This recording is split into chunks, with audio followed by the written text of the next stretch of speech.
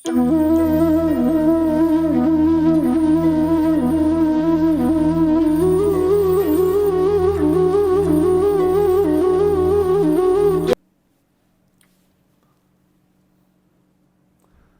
Students, कैसे हैं आप लोग। चलिए हम लोग आज जनरल एंट्री के एक वीडियो देखेंगे जिसमें एक फिनेंशियल ट्रांजैक्शन होगा। उसमें अकाउंट्स क्या क्या इन्वॉल्व होंगे, उन अकाउंट्स का नेचर क्या होगा, उस नेचर के अकॉर्डिंग किस तरीके से हम उस पर गोल्डन रूल अप्लाई करते हैं, ये सब के साथ में बात होगी। ठीक है, तो चलिए चालू करते हैं अपना एक वीडियो जहाँ पर जनरल एंट्री से रिलेटेड हम लोग बात करेंगे। तो हमारे सामने एक ट्रांजैक्शन है जहां पर on 1/1/2024 capital introduce in business of ₹1 lakh. ठीक है, तो सबसे पहले जनरल एंट्री करते समय एक जो बेसिक चीज होता है कि क्या ये फिनेंशियल ट्रांजैक्शन है, तो जवाब होगा हाँ, ये फिनेंशियल ट्रांजैक्शन है क्योंकि इसमें रुपया इन्वॉल्व है। ठीक है, तो जैसे ही रुपया इन्वॉल्व होता है तो वैसे ही वहां पर हम उसकी एंट्री करते हैं। तो फिनेंशियल ट्रांजैक्शन होना इस प्राइमा फेसी जरूरी।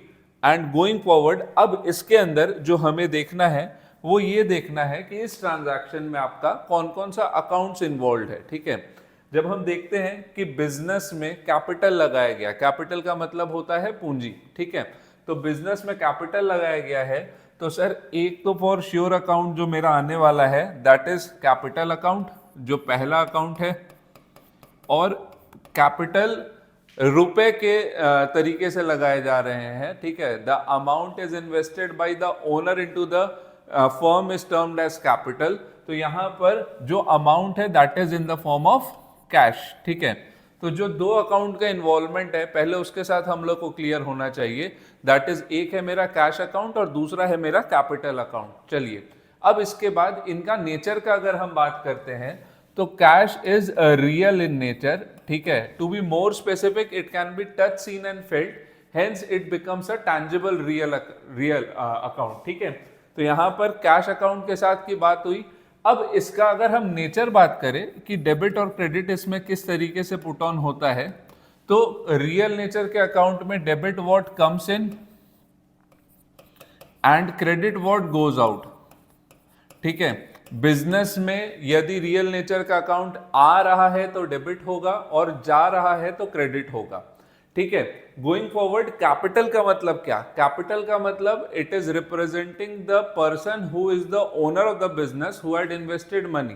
तो ये ओनर को रिप्रेजेंट कर रहा है, ओनर इज अ पर्सन, इसीलिए ये मेरा पर्सनल अकाउंट होता है।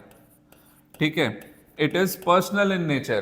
तो कैपिटल का पर्सनल इन नेचर का अगर हम रूल्स बात करें कि डेबिट और क्रेडिट इसमें किस तरीके से अप्लाई होती है, तो डेबिट द रिसीवर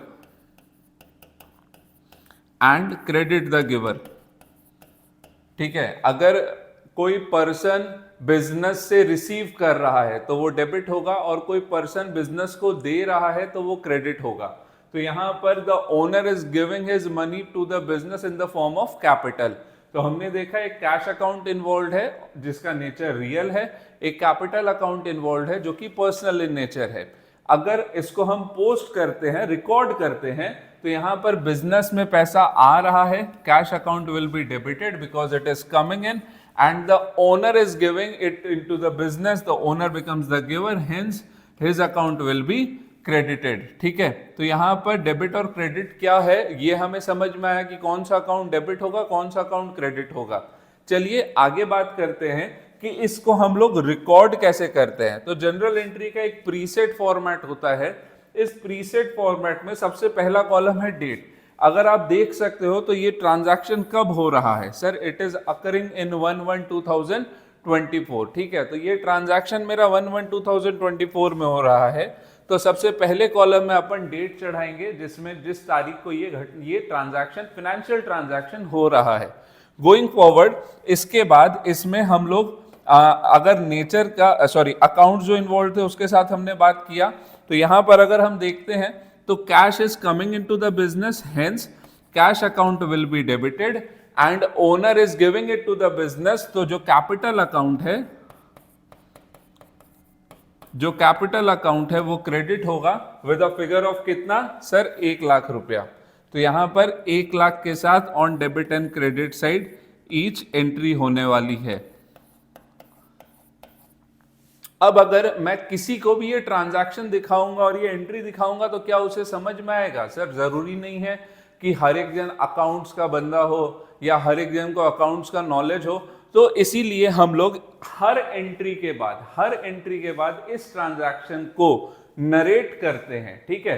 तो सर नरेशन कैसे लिखते हैं और कहाँ लिखते हैं, इसके साथ की अगर मैं बात करूं तो नरेशन एंट्री के नीचे लिखा जाता है।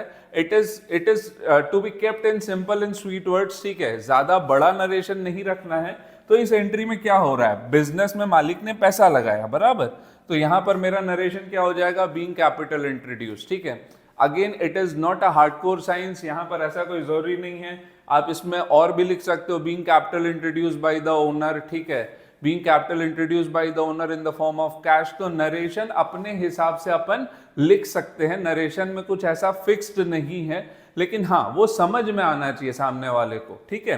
तो ये वीडियो में हमने देखा कि किस तरीके से एक ट्रांजैक्शन से अकाउंट ट्रेस होता है, उन अकाउंट्स का नेचर क्या है, नेचर के अकॉर्डिंग किस तरीके से गोल्डन रूल अप्लाई किया जाता है, एंड गोइंग फॉरवर्ड उस एंट्री को हम लोग किस तरीके से जनरलाइज करते हैं, ठीक है।